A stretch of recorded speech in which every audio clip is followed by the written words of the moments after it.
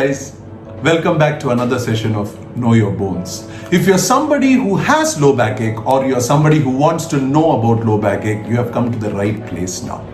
I'm Dr Santhosh Jacob, an orthopedic surgeon from the city of Chennai, Tamil Nadu, India.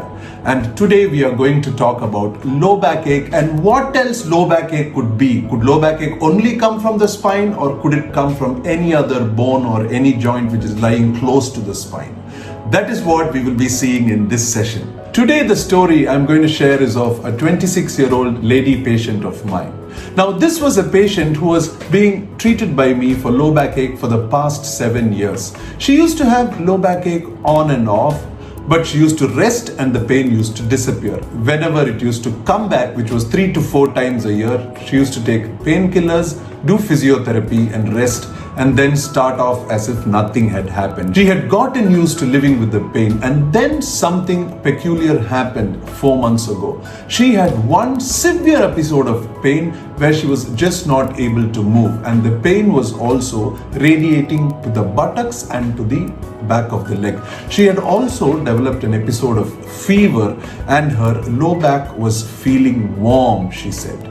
So they brought her to me in an ambulance. She was unable to walk. It was that severe. So I spoke to her and I told her clearly that even though her x-rays seemed more or less normal at this point of time, an MRI would be a very good idea. But I also told her that as the pain is radiating, she might have a problem in the spine like a disc bulge, but an MRI will show us clearly if there is any other joint involved. Because of the fever and the warmth in that region, I suspected that it could be an inflammation of a joint which is just below the L5 region, which is known as the sacroiliac joint. Now, the sacroiliac joint is a joint which is between the sacrum, which is a triangular bone, and the ilium. What is this guy talking about? Please don't worry, I thought about it. And I have a surprise for you. So now if you see, this is your pelvis. This is your pelvis from the front. And as I move down, you can see the sacroiliac joint at the front. The triangular bone I spoke about is the sacral bone, and that is the sacroiliac joint. Now, when I turn the bone at the back, you can see that the sacroiliac joint, you can see the sacroiliac joint here. Yeah. Now, this sacroiliac joint connects with the L5 at this point, this close it is. So from the back, if you see, this is the sacroiliac joint and your L5 comes at this region, and this is your lower back. Now can you see why it would be so confusing for anybody to describe the pain or to diagnose the pain without a scan? Because an X-ray does not show early inflammatory changes or just inflammatory changes at all. That is why sometimes a more advanced investigation like an MRI helps us clear the diagnosis. The MRI scan results of the patient came and her spine was completely normal. She had an inflammation of the sacroiliac joints. Now, inflammation of the sacroiliac joints is known as sacroiliitis, and it is a very common cause of low back pain in young adults. So sacroiliitis is basically inflammation of the sacroiliac joints. Pain could be just in the sacroiliac joints at the back, or sometimes even at the L5-S1 junction. You guys have heard the L5-S1 mentioned many times in the doctor's office. So S1 stands for the first bone of the sacrum. So L5 comes on top, then there is a disc here, and then comes S1. So an L5-S1 disc bulge signifies a disc bulge at this junction. One of the reasons why I wanted to discuss sacroiliitis, it is one of the most commonly misdiagnosed reasons of low back pain in young adults. Reason why I am making this video is, if you know what to tell your doctor, it will be easy for your doctor to diagnose right. And when we diagnose right, most of the time the treatment is very simple. And when we diagnose early, most of the time it is non-surgical. So this is why you need to learn about your symptoms to make yourself a harder target once again.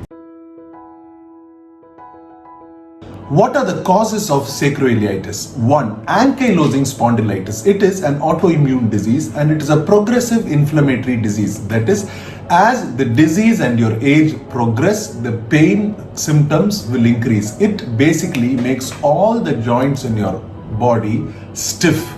So if you have ankylosing spondylitis, apart from pain in the lower back, which could be sacroiliitis, you will also have stiffness in all the other joints in your body. Next thing is osteoarthritis. Osteoarthritis is basically because of wear and tear.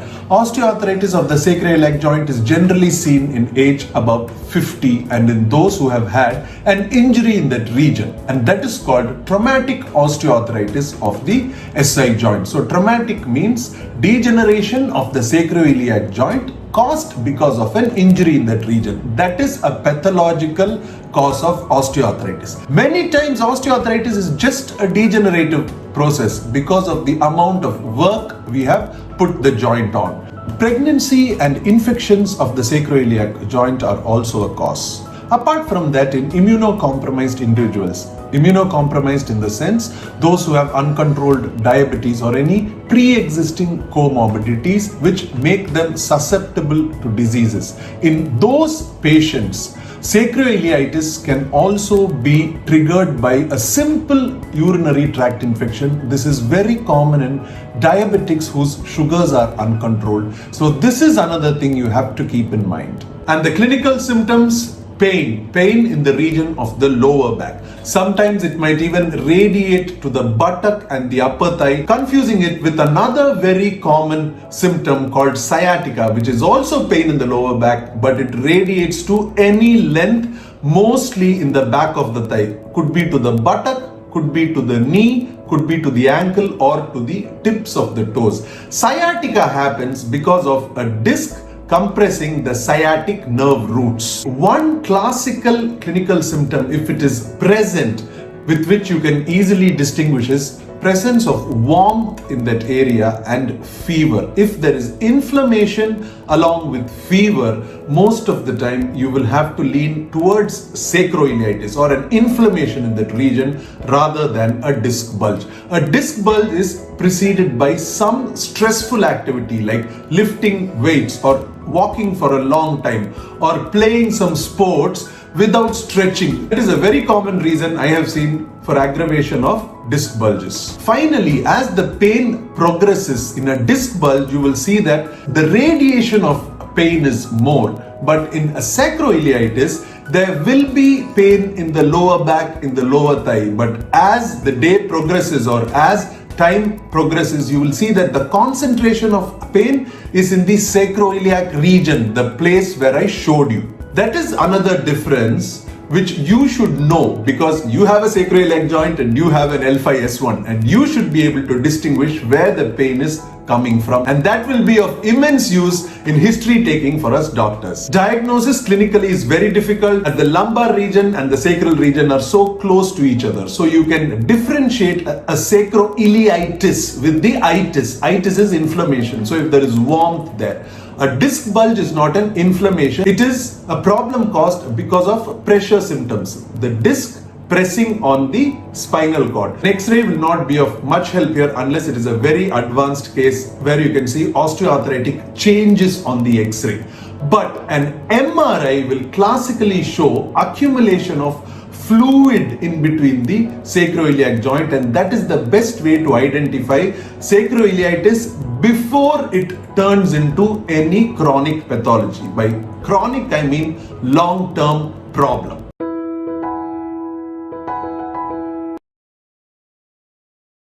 So is there any other way with which we can differentiate if it is a disc issue or a sacroiliac issue? Say if one of you is anxious about doing an MRI, there is a clinical test where under live X-ray imaging, we can inject local anesthesia into the sacroiliac joints. Under X-ray vision, when you see the sacroiliac joints and you inject it right and the pain disappears, more or less clinically you know that the pain is rising from the sacroiliac joint. Because if the pain is from the disc, injecting local anesthesia in the sacroiliac joints will not help and the pain will persist. This is a clinical test done sometimes even now. I do it even now if my patients are anxious about an MRI scan. Treatment options, I would advise you to rest if you have an episode, ice it and heat it, alternate heat and ice. If the area is warm, ice it. Once you ice and it becomes really cold, heat it up. Because alternating heat and ice increases the blood circulation in that area. When there is blood circulation, there is healing. Over-the-counter painkillers, massage balms, local applications. I, for one, do not advise over-the-counter painkillers because there are few organs which you can replace. Your knee you can replace, your hip you can replace, but your kidney and your liver you just cannot replace. Yes, there are transplants, but the success rate and the stress you have to go through is very high. So do not abuse analgesics. All analgesics metabolize through the liver or through the kidney, and they require a lot of enzymes for them to work. So every time you take an analgesic, you put stress on your liver. So the more stress on your liver, when it is already in stress because your body is in pain, is not good. So as far as possible, use physical methods of pain relief and ask your doctor if you need pain meds. Please do not abuse them as they are available easily.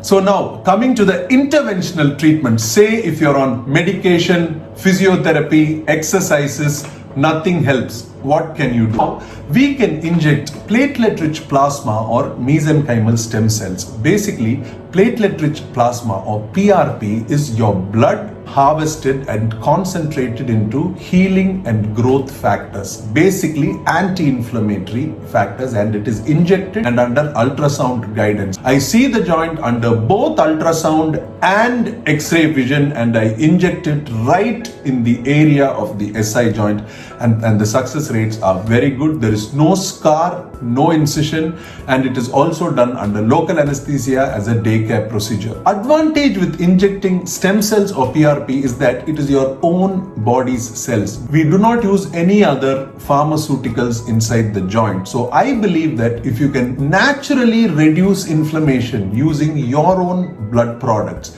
we are not altering anatomy. It is concentrating your healing factors and injecting it in a region of pain and inflammation to reduce inflammation. So it is the most natural way we can combat any inflammation in the body, and this principle applies to a lot of issues. You can also do implantation of electromagnetic devices which numb the nerves in the sacroiliac joint. I am not a big fan of that. I believe that regenerative orthopedics is the future and that we should use stem cells especially for anti-inflammatory effects, as they do not give any side effects and the possibility of rejection is very less. Finally, if nothing works, we can fuse the joint. It is a major surgery, so I do not advise it. So I encourage you, wherever you are, to talk to your doctors about platelet-rich plasma or PRP. I know for a fact that doctors all over the world are doing it. You just have to find a doctor who understands it and knows how it will help you and why it will help you. And trust me, it is a solution for many of the problems we have created in our body because of our lack of activity and bad postural manners. So that was low back pain and sacroiliitis, how to differentiate it. I hope it was helpful. I thank Mrs. Senthil Satyabama who brought this interesting topic to my mind. Thank you very much. If any of you want me to talk about a bone, just comment, know your bones and the bone or the bone disease you want me to talk about, and I will be very happy to talk about it.